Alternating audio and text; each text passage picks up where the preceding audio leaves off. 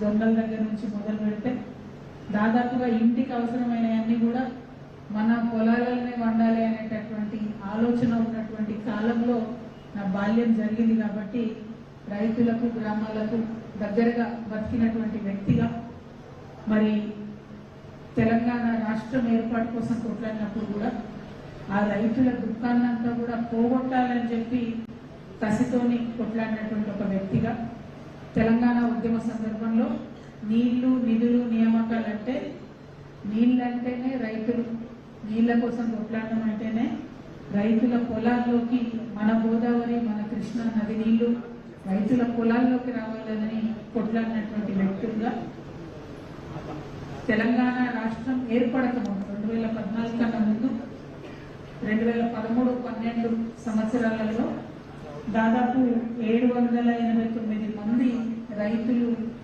ఆత్మహత్య చేసుకుంటే తెలంగాణ రాష్ట్రం ఏర్పడగానే ఆనాడు ఒక త్రిసభ్య కమిటీ వేసుకోవడం జరిగింది.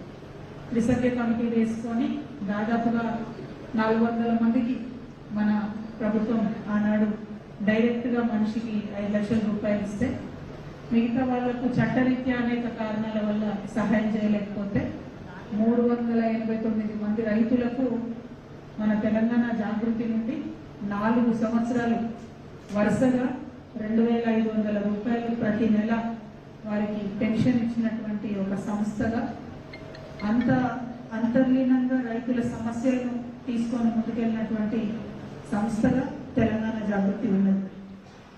మరి తెలంగాణ రాష్ట్రం వచ్చిన తర్వాత రైతుల కోసం అనేక మంచి కార్యక్రమాలు చేస్తున్నాం, మంచి ముందడుగు వేసినాం. దేశంలోనే నంబర్ 1 స్థానంలో మనము వరిని పండించేటటువంటి ఒక రాష్ట్రంగా చాలా గర్వంగా పంజాబ్ను ధీటుగా దాటుకొని పోయినటువంటి సందర్భాన్ని కూడా మనం గమనించాం. ఇంటర్నేషనల్ లెవెల్లో ఉన్నటువంటి సైంటిస్టులు అందరూ కూడా మరి అసలు టోటల్గా రైతు సమస్యలు తీరాలంటే ఏం చేయాలి, సమూలంగా రైతు అనేటటువంటి వాడికి పండించడం అనేటటువంటిది నాకు లాభం జరుగుతుందనే భావన రావాలంటే ఏం చేయాలి అని అంటే ఎంఎస్ స్వామినాథన్ గారు చెప్పినట్టుగా అనేక మంది ఇంటర్నేషనల్ సైంటిస్టులు చెప్పినట్టుగా ఇన్పుట్ సబ్సిడీ అంటే పెట్టుబడి సహాయం చేయడం ద్వారా మాత్రమే రైతులు బాగుపడతారని తెలుసుకొని మరి ఆనాడు కేసీఆర్ గారు రైతులకు రైతు బంధు అనేటటువంటి కార్యక్రమాన్ని పెట్టి ముందుకు తీసుకెళ్లడం జరిగింది.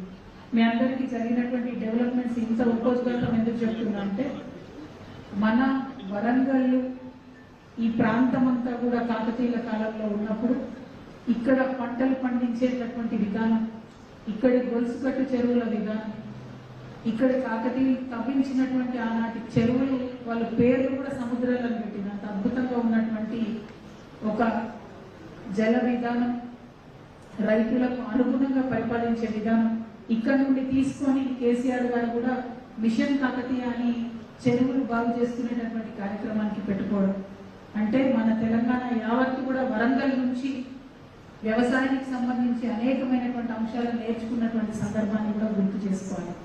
మరి ఇదే వరంగల్లో ఇప్పుడు ఉండేటటువంటి కాంగ్రెస్ ప్రభుత్వం రాహుల్ గాంధీ గారిని తీసుకొచ్చి ఇక్కడ నాయకుల మాటలు మనం ఎవరం నమ్మం కాబట్టి, ఇక్కడ నాయకులకు ఎవరికి పట్టారే లేదు కాబట్టి రాహుల్ గాంధీ గారిని తీసుకొచ్చి ఇక్కడ రైతు డిక్లరేషన్ పేరిట రైతు డిక్లరేషన్ చేయడం జరిగింది. మరి చేసినటువంటి ఆ రైతు డిక్లరేషన్లో ఇవాళ మనం ఒకసారి వెనక్కి తిరిగి చూసుకుంటే ఏమాత్రం కూడా ఫుల్ఫిల్ చేయనటువంటి పరిస్థితి కనబడుతుంది. రైతు డిక్లరేషన్ చేయగానే వరంగల్ రైతన్నలంతా కూడా ఆల్మోస్ట్ 1982 నుండి ఎన్నడూ కాంగ్రెస్ రానని సీట్లు ఈసారి గెలిపించింది. 12 సీట్లు ఉంటే 10 సీట్లు కాంగ్రెస్ ఎమ్మెల్యేని గెలిపించి వరంగల్ రైతన్నలందరూ కూడా కాంగ్రెస్ పార్టీని నమ్మి ఓట్లేసి నమ్మినటువంటి రైతులను నిండా ముంచినటువంటి సర్కారు ఇప్పుడు నడుస్తున్నటువంటి కాంగ్రెస్ సర్కార్. ఇవాళ రాహుల్ గాంధీ గారిని మేము ఛాలెంజ్ చేస్తూ ఉన్నాం, రేవంత్ రెడ్డి గారిని మేము అడుగుతా ఉన్నాం. రైతు డిక్లరేషన్ ఏదైతే ఇచ్చిందో ఈ రైతు డిక్లరేషన్ దీంట్లో మొట్టమొదటి అంశం ఏంటి అని అంటే మేము రాగానే ఇగో డిసెంబర్ 9వ తారీఖు నాడు మేము వస్తాం, రాగానే 9వ తారీఖు నాడు మొత్తం మీ రుణమంతా మాఫీ చేస్తాం, మీకు ఇంక కావాలంటే ఇస్తే బ్యాంకులు ఎక్కువ తెచ్చుకోండి రుణం అంటే పాపం చాలా మంది రైతులు, గిరిజన రైతులు, ఎస్సీ రైతులు, దళిత రైతులు అందరూ కూడా పరిగెత్తి వెళ్ళి కుటుంబాలలో ఒకరు కాదు 2, 3, 2, 3 పేర్ల మీద లోన్లు తెచ్చుకున్న పరిస్థితి. తీరా చూస్తే మొన్నటిదాకా సాగదీసి తెలంగాణలో ఉన్న అన్ని దేవుళ్ళ మీద ఒట్టు పెట్టి 50% కూడా రుణమాఫీ చేయనటువంటి పరిస్థితి ఇవాళ కాంగ్రెస్ ప్రభుత్వం తీసుకొచ్చింది. దాంతో నష్టం ఎవరు జరిగింది? అంతకుముందు కాంగ్రెస్ పార్టీ ఇట్లా నమ్మించకపోతే రైతుల్ని కేవలం ఒక ఇంటి పెద్ద మీద 2 లక్షల రూపాయలు రుణం ఉండేది. కానీ వాళ్ళు ఏమన్నారు? 9వ తారీఖు రాగానే ఉన్న మాఫీ అంతా చేస్తాం, రుణమాఫీ ప్రతి ఒక్కరికి చేస్తామంటే ఇంట్లో ఉన్న ముగ్గురు ఉంటే వాళ్ళ ముగ్గురు పేరు మీద కూడా లోన్లు తెచ్చుకున్నటువంటి పరిస్థితి. అంటే కుటుంబానికి 6-7 లక్షల రూపాయలు అప్పున్న పరిస్థితి. మరీ ముఖ్యంగా గిరిజన కుటుంబాల్లో మహబూబాబాద్ జిల్లాలో ఉమ్మడి వరంగల్లో మహబూబాబాద్లో చాలా మంది వచ్చి గోడు వెళ్ళబోస్తుంది. వాళ్ళని నమ్మినం, ఇంట్లో వాళ్ళందరి పేరు మీద లోన్ తీసుకున్నాం, ఇవాళ మా పరిస్థితి ఏంటని చెప్పి ఘోరంగా ఏడుస్తున్నటువంటి పరిస్థితి ఉన్నది. వాళ్ళందరినీ పక్కన పెట్టి వాళ్ళు ఎవరిని మాట్లాడతలేరు. చేసిన రుణమాఫీ కూడా కనీసం సగం మందికి రాకుండా రుణమాఫీ చేయడం జరిగింది. ఇక రెండవది ఇందిరమ్మ రైతు భరోసా. భూమి ఉన్న రైతులతో పాటు కౌలు రైతులకు కూడా ఏడాదికి ఎకరానికి 15,000 ఇస్తామని చెప్పింది. ఇవాళ 2 ఏళ్లు కావస్తుంది కాంగ్రెస్ పార్టీ వచ్చి. కౌలు రైతు పేరెత్తితే ఒట్టు.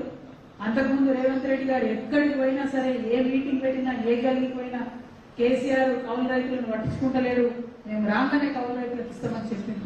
ఇవాళ మేము ప్రశ్నిస్తా ఉన్నాం, కౌలు రైతులను మర్చిపోయినందుకు మీకు ఏం శిక్ష వేయాలి?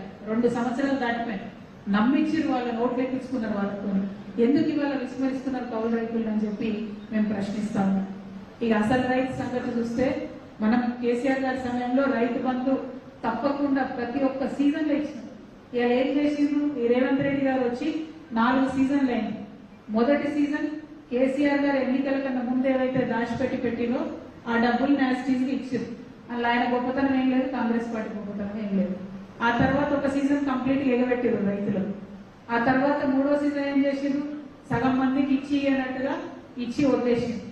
ఇక మొన్నటిసారి ఏం చేసిండ్రు? స్థానిక సంస్థల ఎన్నికలు రాబోతున్నాయి కాబట్టి మళ్ళీ ఒకసారి ప్రజలను మభ్యపెట్టాలి, రైతులను మభ్యపెట్టాలి, స్థానిక సంస్థలలో లబ్ధి పొందాలన్నటువంటి ఉద్దేశంతో మొన్న ఒకసారి మళ్ళొకసారి రైతు భరోసా ఇవ్వడం జరిగింది.